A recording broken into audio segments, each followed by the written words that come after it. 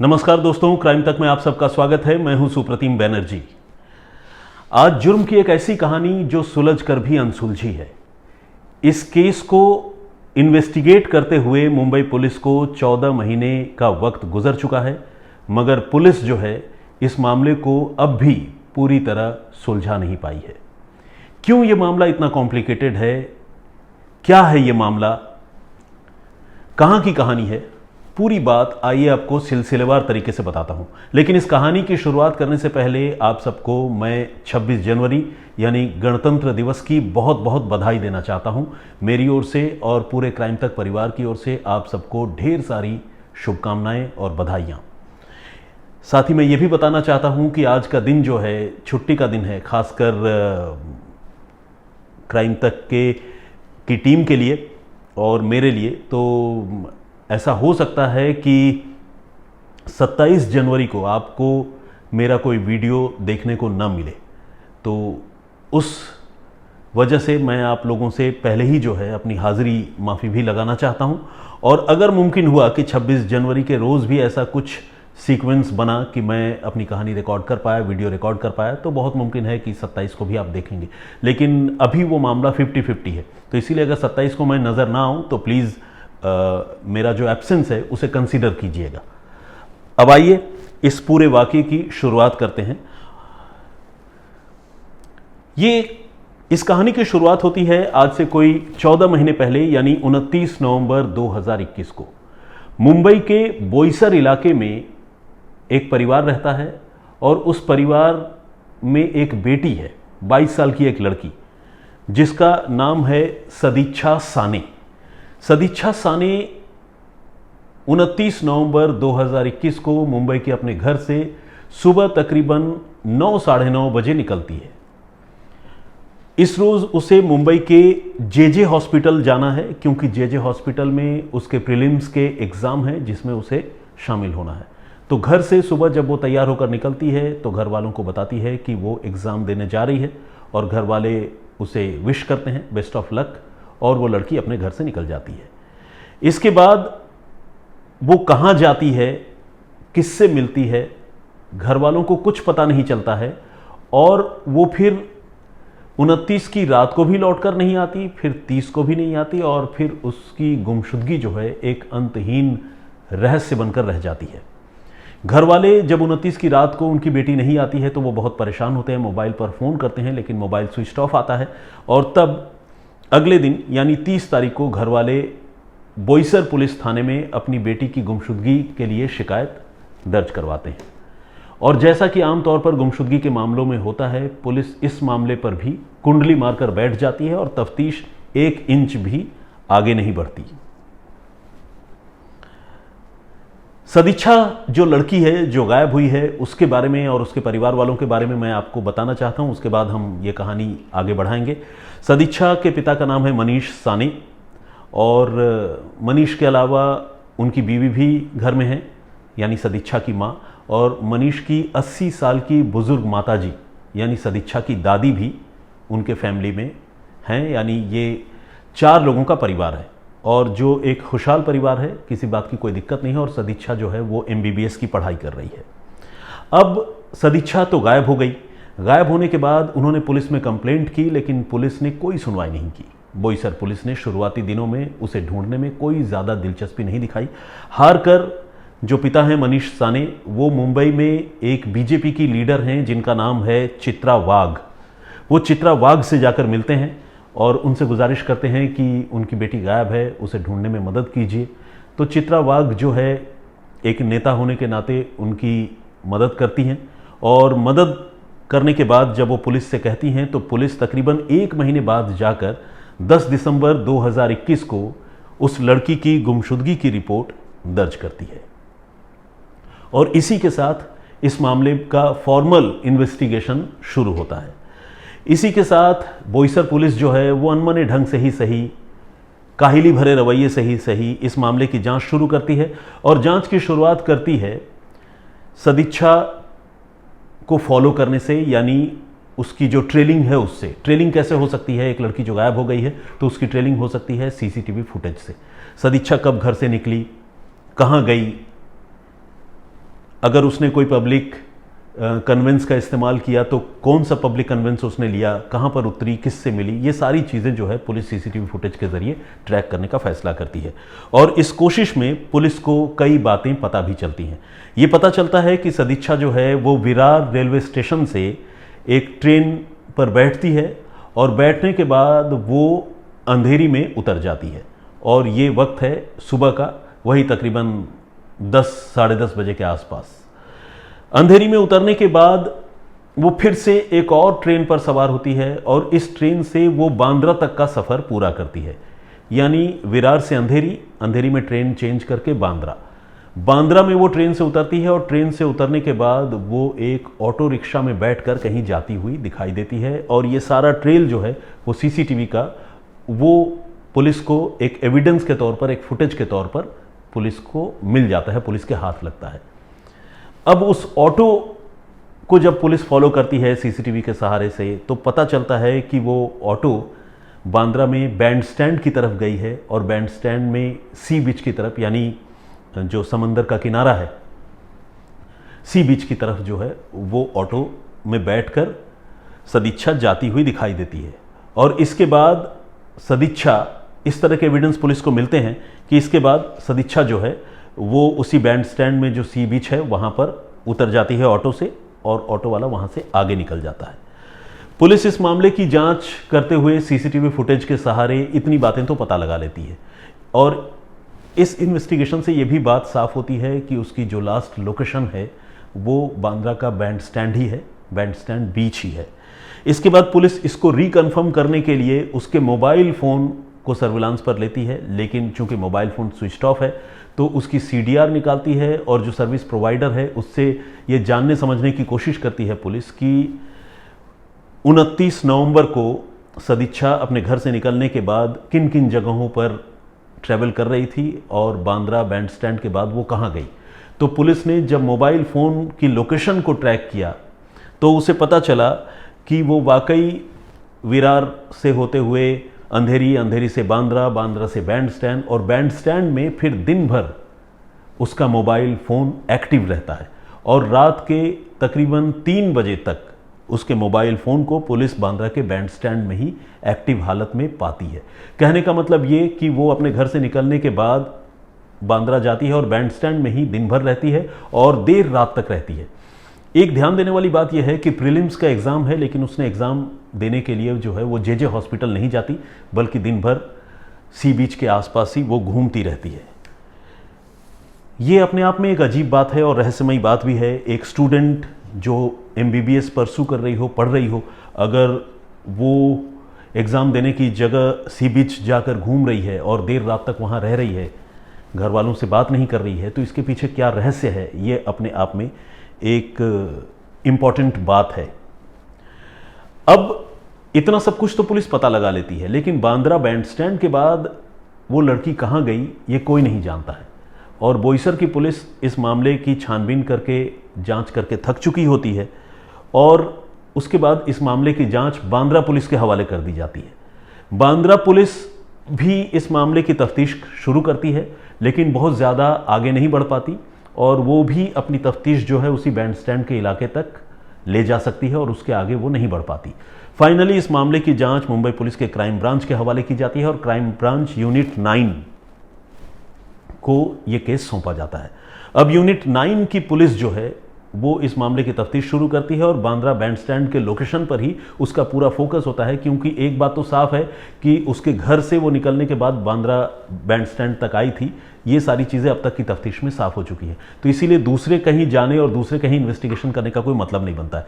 तो crime branch अब पूरा फोकस जो है बैंड स्टैंड और सी बीच के आसपास ही अपना रखती है और अपने मुखबिरों से, अलग अलग लोगों से वो बातचीत करती है और बातचीत करते करते, अलग अलग लोगों से पूछते पूछते महीने दर महीने लंबा वक्त गुजरता जाता है।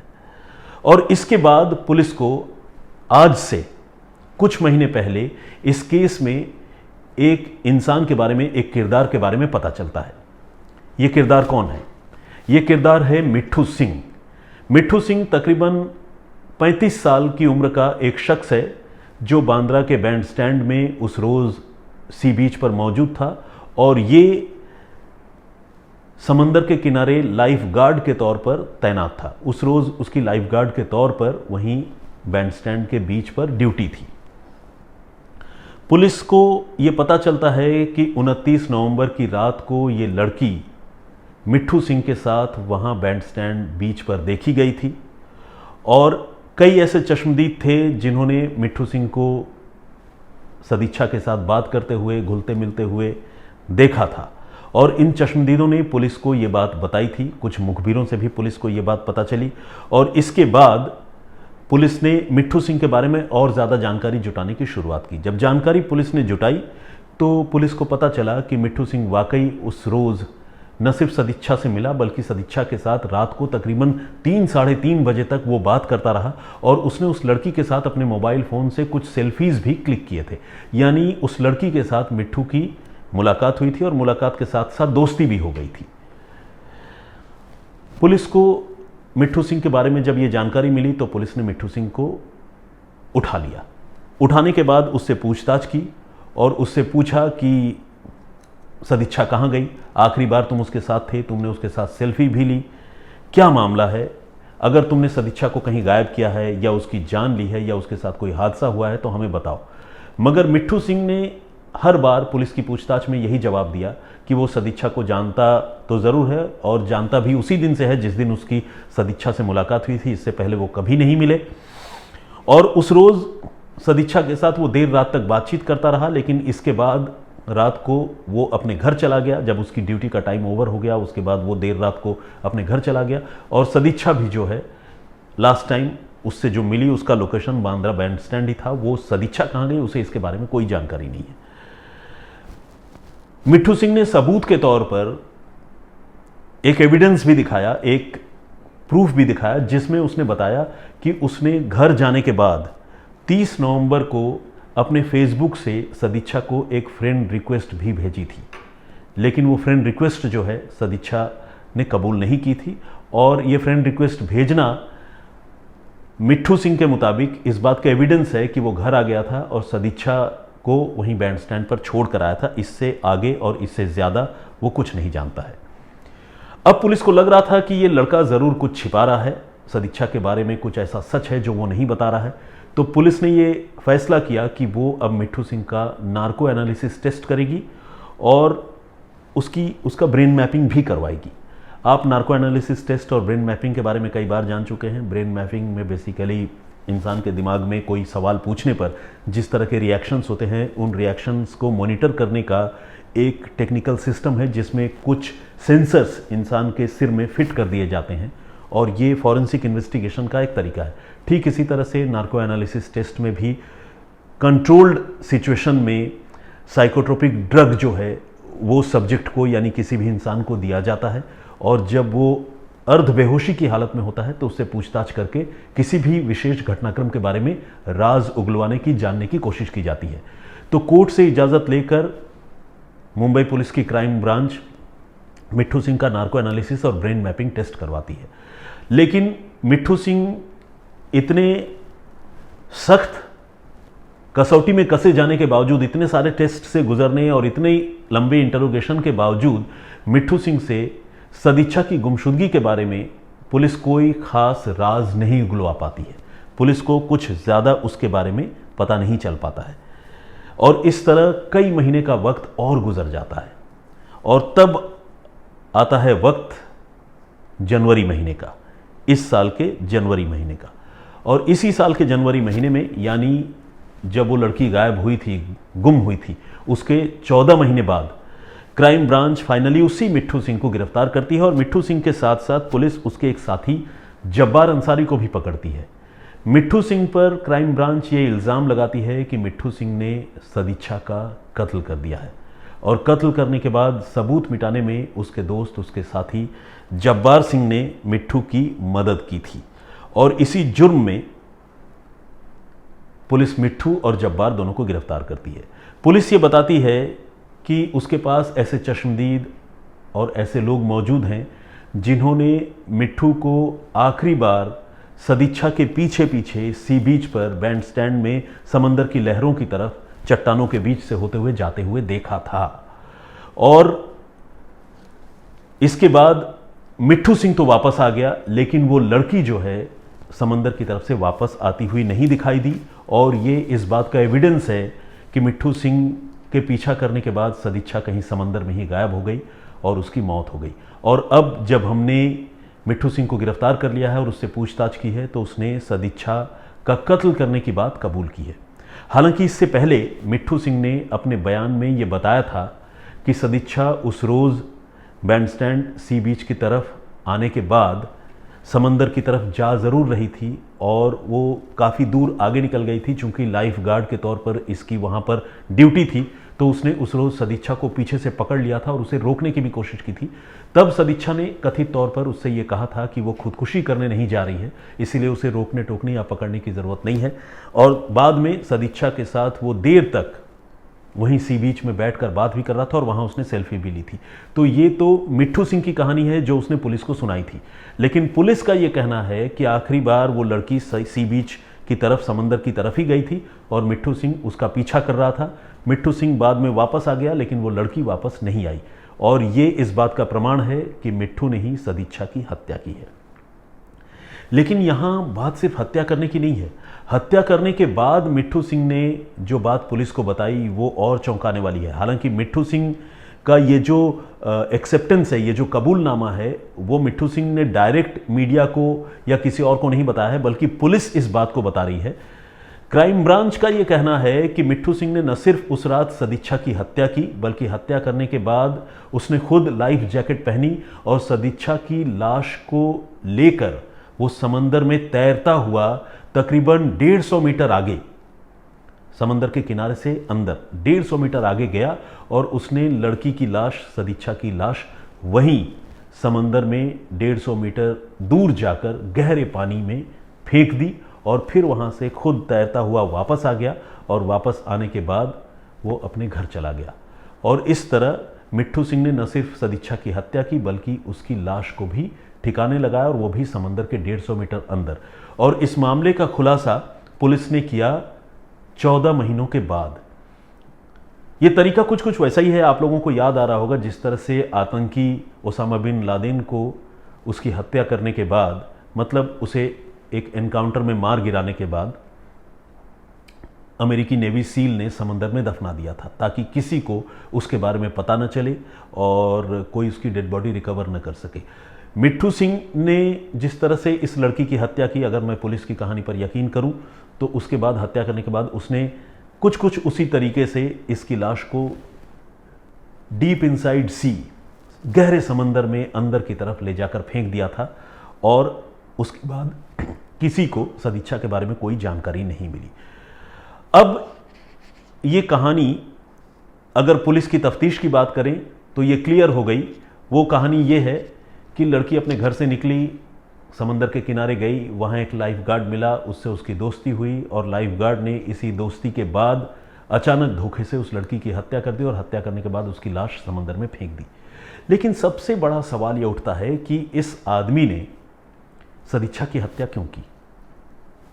और आपको बताऊं, मुंबई पुलिस की क्राइम ब्रांच जिसने मिट्ठू सिंह को और उसके साथी जब्बार को पकड़ा है, उसके पास भी इस सवाल का कोई जवाब नहीं है कि सदिच्छा की हत्या का मोटिव यानी कत्ल का मकसद क्या था, हत्या कैसे की। मिट्ठू सिंह गिरफ्त में है, narco analysis, brain mapping, interrogation सब कुछ हो चुका है।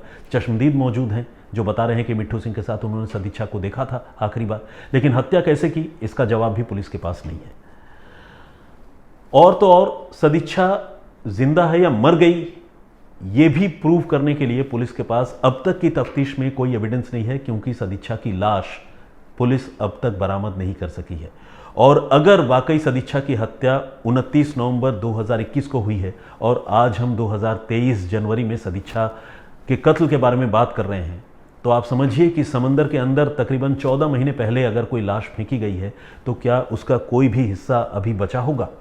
मेरे हिसाब से तो शायद ये लाश बरामद नहीं हो पाएगी, क्योंकि उस लाश को अगर वाकई मिट्ठू सिंह ने समंदर के अंदर उसी तरह से फेंका है तो समंदर में जो मछलियाँ, जो जानवर होते हैं वो लाश को चट कर गए होंगे, खा गए होंगे। फिर वो खारा पानी जो है अपने आप में किसी इंसान की लाश कितने दिनों तक वहाँ रह सकती है, ये अपने आप में एक बड़ा सवाल है।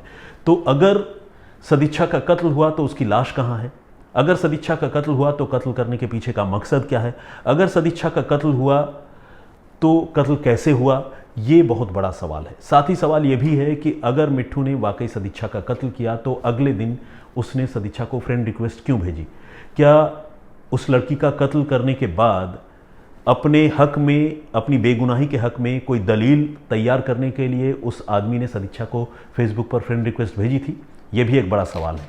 या ये हो सकता है कि सदिच्छा का उसने कत्ल न किया हो और अपने इनोसेंस में या बेगुनाही में ही उसने सदिच्छा से, चूंकि बीती रात दोस्ती हुई थी, सेल्फीज वगैरह लिए थे, उसने फ्रेंड रिक्वेस्ट भेजी। ये भी एक बात है। लेकिन ये तो कत्ल वाली बात है। इस पूरे घटनाक्रम में कुछ चीज़ें ऐसी हैं जो मुझे व्यक्तिगत तौर पर ऐसा सोचने के लिए मजबूर करती है कि शायद सदिच्छा ने खुदकुशी की हो। अगर कोई लड़की जिसका इम्तहान है वो इम्तहान के रोज़ इम्तहान देने के लिए एग्जामिनेशन सेंटर में नहीं जाती है तो वो किन हालात में ऐसा करेगी?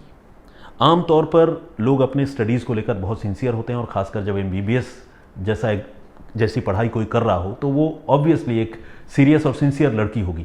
लेकिन अगर वो एग्जामिनेशन सेंटर जाने की जगह सीधे सी बीच पहुंच जाती है, दोपहर को उसे प्रीलिम्स के एग्ज़ाम में भाग लेना था, तो सवाल उठता है कि उसने ऐसा क्यों किया?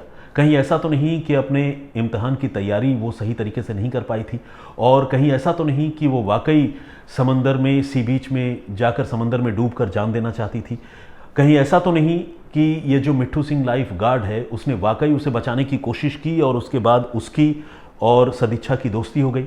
देर रात तक वो बातें करते रहे, जिसके एविडेंस तो खैर लोगों के पास है, सेल्फी भी है मिट्ठू सिंह के पास। तो ये चीज़ें इंडिकेट करती हैं कि शायद सदिच्छा ने खुदकुशी करने की कोशिश की हो। एक बार मिट्ठू ने उसे बचाया हो, लेकिन उसके बाद फिर दोबारा जब मिट्ठू और वो अलग हुए हों तो फिर उसने जाकर अपनी जान दे दी हो। ऐसा भी हो सकता है। ये कुछ ऐसे सवाल हैं जो मेरे दिमाग में आ रहे हैं। हालांकि मैं ऑब्वियसली सीन ऑफ क्राइम में भी नहीं था और नहीं मैंने किसी किरदार से कोई बातचीत की। ये सवाल इसलिए भी आ रहे हैं क्योंकि कत्ल का कोई मोटिव मुलजिमों के गिरफ्तार होने के बावजूद पुलिस नहीं बता पा रही है। सवाल यह भी उठता है कि जब्बार ने लाश निपटाने में कैसे मिट्ठू की मदद की, इसके बारे में भी पुलिस ने कोई क्लियर कट तरीके से अब तक कोई जानकारी नहीं दी है। और ये सारी बातें ये इंडिकेट करती हैं कि ये मामला सुलझने के बावजूद अब तक अनसुलझा है। पुलिस बेशक कह रही हो कि सदिच्छा का कत्ल आज से 14 महीने पहले हो गया और उसकी लाश समंदर में ही फेंक दी गई, दफना दी गई, लेकिन इतना कहने के बावजूद इस मामले को लेकर पुलिस के पास कोई बहुत कन्विंसिंग थ्योरीज नहीं है, कोई मोटिव या कोई वजह भी नहीं है। तो आज की कहानी यहीं तक।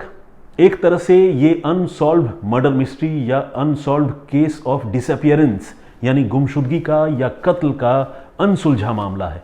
आप लोगों की इस पूरे घटनाक्रम पर क्या राय है? आप क्या सोचते हैं? लड़की के साथ क्या हुआ होगा? मिट्ठू सिंह को अगर पुलिस ने गिरफ्तार कर लिया, जिसे वो प्राइम सस्पेक्ट और एक्यूज्ड बता रही है, तो फिर पुलिस कत्ल का मोटिव क्यों नहीं बता पा रही है? अगर उस दिन लड़की की हत्या हुई तो मिट्ठू सिंह के बारे में पुलिस पहले भी पता लगा सकती थी, इतना वक्त पुलिस को क्यों लगा? और क्या इतने दिनों के बाद उसकी लड़की की लाश बरामद होने की कोई गुंजाइश आपको लगती है? अगर लाश बरामद नहीं होगी तो पुलिस ये कैसे साबित करेगी कि सदिच्छा जो है उसकी हत्या हुई है? ये सारे सवाल मेरे मन में हैं। आप लोग इस कहानी को सुनने के बाद क्या सोचते हैं? प्लीज़ अपनी राय, अपना कमेंट मुझे लिखकर ज़रूर बताइएगा। और आइए अब जो कल हमने स्टोरी आप सबको सुनाई थी उस पर आप लोगों ने जो कमेंट किए हैं उसके बारे में बात करते हैं।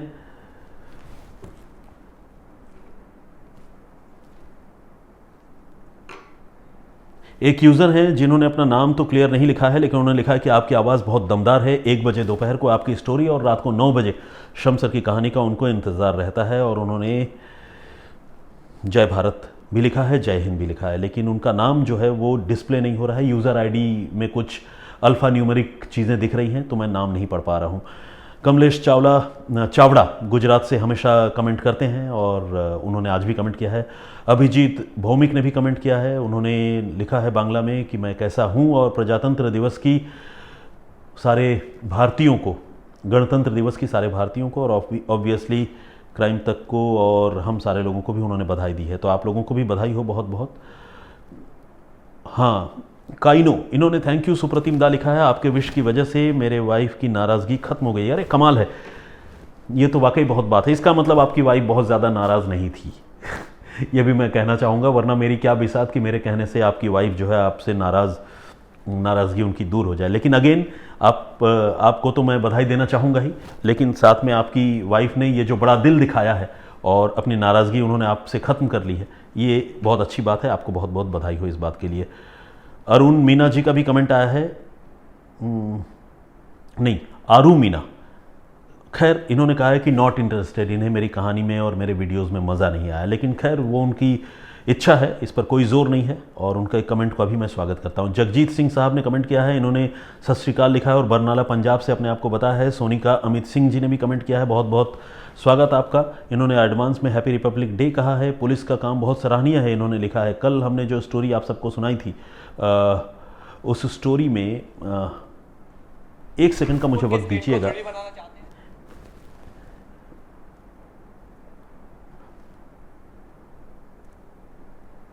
उस स्टोरी में मैंने बताया था कि पुलिस ने कैसे एक मामले को सुलझाया जिसमें एक सैंडल से एक लड़की के कत्ल को मुंबई पुलिस ने सॉल्व किया था। तो उस केस में पुलिस के इन्वेस्टिगेशन की लोगों ने बहुत तारीफ की है। सोनल सिन्हा जी का भी कमेंट है, बबीता जोशी जी हैं, नूरुद्दीन शेख साहब का भी कमेंट है और उन्होंने कहा है कि रियाज जो इस मामले में कातिल के तौर पर गिरफ्तार हुआ है, उसे जो है लड़की को समझाना चाहिए था और दोनों को इतना आगे नहीं बढ़ना चाहिए था अगर वो इस रिलेशनशिप को आगे कैरी नहीं कर सकते। साथ ही नूरुद्दीन शेख ने यह भी कहा है कि लड़का और लड़की को एक दूसरे के करीब जो है तभी आना चाहिए जब वो एक दूसरे के बारे में बहुत ज़्यादा से ज़्यादा जानकारी जुटा लें, एक दूसरे को अच्छी तरह समझ लें। उन्होंने लिखा है कि पूरी कुंडली खंगाल के ही आज के दौर में प्यार करना चाहिए। शिल्पी श्री का भी कमेंट आया है और एक हमारे व्यूअर है, उन्होंने लिखा है कि खाना हजम नहीं होता जब तक कहानी वो सुन नहीं लेती। लेकिन ऑब्वियसली उनका नाम नहीं दिख रहा है, यूज़र समथिंग है, तो उसको मैं पढ़ नहीं पा रहा हूँ। चेतना मिश्रा जी ने भी कमेंट किया है, thank you very much. Navjot Kumar ji ने कमेंट किया है, अमित का कमेंट आया है, अश्विनी सिंह, रोमी पासी जी इन्होंने भी कमेंट किया है, प्रकाश पुरोहित जी, लिटिल रेन ड्रॉप्स ये रेगुलर कमेंट करते हैं। यूनाइटेड वी स्टैंड के नाम से एक आईडी है। हसन जहां इन्होंने भी कहा है, ये साउथ अफ्रीका से हैं और इन्होंने लिखा है कि जो नंबर मैं बोलता हूं उसे इंग्लिश में बोला करूं क्योंकि मेरी लैंग्वेज जो है उनको नंबर के मामले में समझ में नहीं आती। तो चलिए मैं याद रखूंगा आइंदा, अगर मैं कोई हिंदी में कोई ऐसा न्यूमरोलॉजिकल वर्ड बोलता हूँ, मतलब लेटर कोई बोलता हूँ, तो फिर मैं उसको इंग्लिश में भी ट्रांसलेट ज़रूर कर दूंगा। अमोल जैन ने भी कमेंट किया है, उन्होंने नमस्कार कहा है। Alok Srivastava ji, programmer Madhav Wagh, doctor D Patil, R K Rajput, Manoj Prabhakar ji ने भी कमेंट किया है, बहुत बहुत स्वागत आपका। प्रवीण जी का कमेंट आया है। रांची से हमारे एक दर्शक हैं, उन्होंने कहा है कि मैं रांची की भी कहानी सुनाऊं, वो रांची से हैं, कभी मैं रांची आऊं तो उन्हें मेहमान नवाजी का मौका दूं। अरे क्या बात है, ये तो मतलब गोल्डन चांस है मेरे लिए, क्योंकि मैं रांची बीच बीच में तो जाता ही हूँ। अपना होम टाउन जमशेदपुर है, तो रांची में ही बाई एयर अगर मैं कभी ट्रैवल करता हूँ तो वहाँ उतरता हूँ। तो खैर जोक्स अपार्ट, मतलब मैं आपकी भावनाओं की कदर करता हूं। कब मिल पाऊंगा दोस्त ये फिलहाल नहीं बता सकता। बाकी आपका नाम चूंकि डिस्प्ले नहीं हो रहा तो मैं आपका नाम नहीं ले पा रहा हूं। मोईद अंसारी साहब का भी कमेंट है और नवीन दर्जी जी ने भी कमेंट किया है। कृष्णा प्रसाद अली साहब ने भी कमेंट किया है। मिसेस तलत ने अपनी राय रखी है। रितिका जी हैं और इन्होंने गणतंत्र दिवस की सारे लोगों को बधाई दी है और इन्होंने ये भी लिखा है कि आज मैं आपकी कहानी टुकड़ों में सुन पाई हूँ, ठीक ढंग से नहीं सुन पाई हूँ, इसलिए आज के लिए क्षमा करें। रितिका जी, मतलब आप इतने सिंसियर लिसनर हैं कि आप अगर ठीक से नहीं सुन पाई तो वो भी आप मुझे बता रही हैं, ये आपका बड़ापन है। लेकिन मैं आपको ये सजेस्ट करना चाहूँगा कि जो कहानी आपने टुकड़ों में सुनी है उसको प्लीज़ सिलसिलेवार तरीके से एक बार सुनिएगा ज़रूर, क्योंकि वो कहानी बहुत दुखद ज़रूर है लेकिन है बहुत इंटरेस्टिंग। क्योंकि आमतौर पर इस तरह के इन्वेस्टिगेशन के बारे में सुनने को बहुत कम ही मिलता है, जिसमें सिर्फ एक सैंडल पर छपे एक ब्रांड नेम से पुलिस ने एक ब्लाइंड मर्डर के मामले को सुलझाया है। ये जानना बहुत दिलचस्प होगा। खैर, बहुत सारे दर्शक हैं, जैसे मिडिल ईस्ट गुरदियोल के नाम से एक आईडी हैं, रेखा भट्ट जी हैं, नितिन हैं, और प्रतीक शताब्दी के नाम से हैं, इन्होंने भी कमेंट किया है। अश्विनी भट्ट, प्रदीप भांबू जी हैं, डेमोर के नाम से भी आईडी है, नितिन के नाम से बहुत सारे लोगों ने कमेंट किया है, सुप्रिया पाटिल जी और राधिका दीवाना। इस तरह से और भी बहुत सारे मित्रों ने कमेंट किया है, लेकिन सारे लोगों का नाम या कमेंट मैं सिंगल एट वन गो नहीं पढ़ सकता एक ही दिन में। तो लेकिन आपसे रिक्वेस्ट है कि आप प्लीज़ इस सिलसिले को बरकरार रखिए, जारी रखिए। आपके नाम और कमेंट्स मैं यूं ही पढ़ता रहूँगा। और एक बात मैं ज़रूर जाते हुए बता देना चाहता हूँ कि मैं ये जो कमेंट्स आप करते हैं उसे बेशक यहाँ दोबारा आप सबके सामने स्क्रीन पर ना पढ़ पाऊँ, लेकिन मैं व्यक्तिगत रूप से उन सारे कमेंट्स को ज़रूर पढ़ता हूँ और उसमें मेरे लिए जो सुझाव होते हैं उसे अमल में लाने की भी कोशिश करता हूँ। तो फिलहाल मैं एक बार फिर से आप लोगों को 26 जनवरी की शुभकामनाएं देता हूं। और चूंकि आज के दिन जब आप ये एपिसोड देख रहे हैं मेरी छुट्टी है, तो हो सकता है कि मैं 27 जनवरी को अपने वीडियो के साथ आप सबके सामने हाजिर न हो पाऊं, तो प्लीज़ उसके लिए मुझे क्षमा करेंगे। बाकी उसके बाद जिस तरह से मैं रेगुलर हफ्ते में 5 दिन आप लोगों के सामने आता हूँ वैसे आया करूँगा। तो फिलहाल इतना ही, मुझे इजाज़त दीजिए। अपना बहुत ख्याल रखिए, सुरक्षित रहिए। जय हिंद, जय भारत।